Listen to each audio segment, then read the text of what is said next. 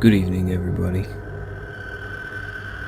Who's ever been scared of a scary story? You know, someone tells you something and freaks you out. Well, what about a story that's only 2 sentences long? Surely there's nothing in those to scare you, right? I present to you the top 20 scariest 2-sentence stories.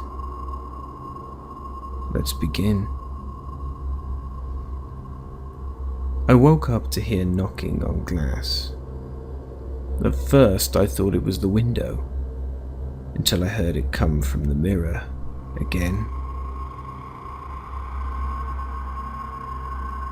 The last thing I saw was my alarm clock flashing 12:07 before she pushed her long, rotting nails through my chest, her other hand muffling my screams.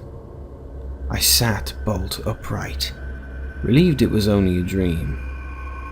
But as I saw my alarm clock read 12:06, I heard my closet door creak open.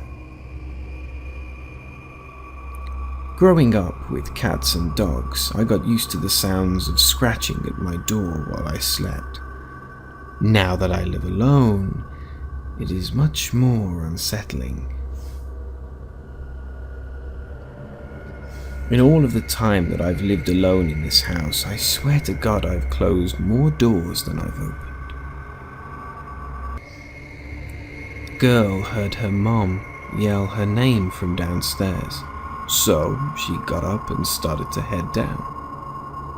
As she got to the stairs, her mother pulled her into her room and said, "I heard that too."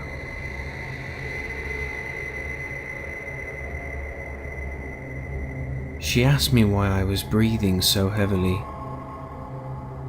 I wasn't. My wife woke me up last night to tell me there was an intruder in our house. She was murdered by an intruder 2 years ago.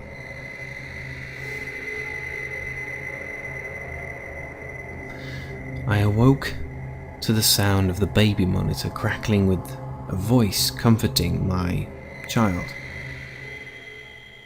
As I adjusted to a new position, my arm brushed against my wife, who was sleeping next to me. I always thought my cat had a staring problem. She always seemed fixated on my face, until one day when I realized that she was always looking just behind me.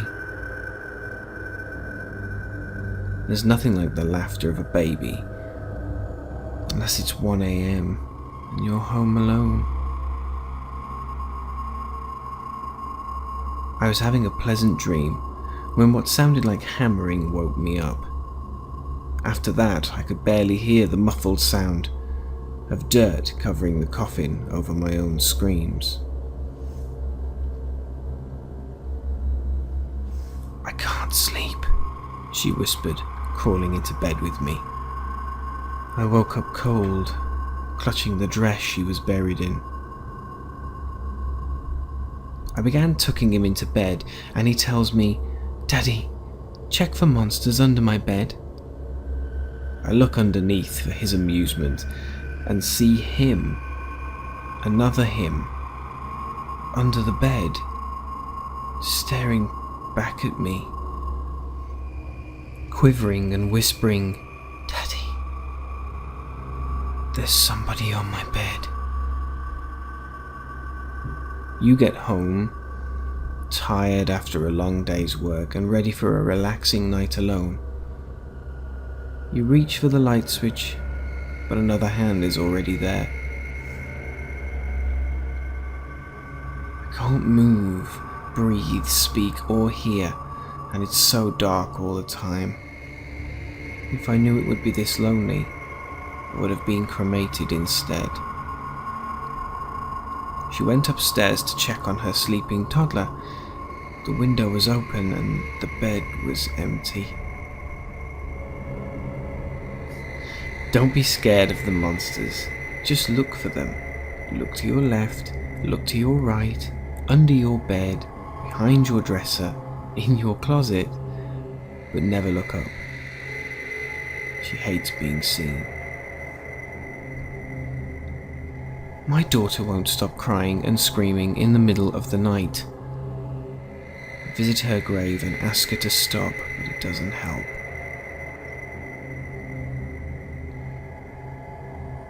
After working a hard day, I came home to see my girlfriend cradling our child.